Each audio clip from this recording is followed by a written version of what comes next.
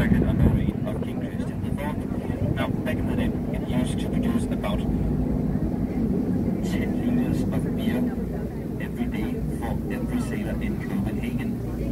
Now, this was because back in the day, Copenhagen water supply was notoriously filthy, so it was actually healthier for the sailors to drink these 10 liters of light beer every day instead of drinking the water.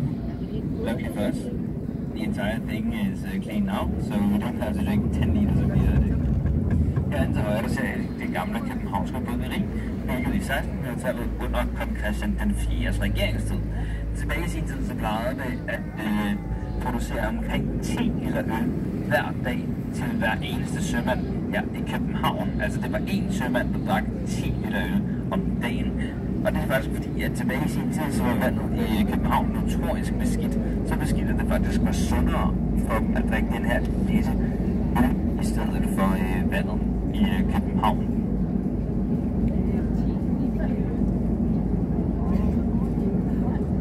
The entire island here on our right hand side is known as Slotsholmen, or Castle Island, and it's called this because for almost a millennium the center of power in Denmark has been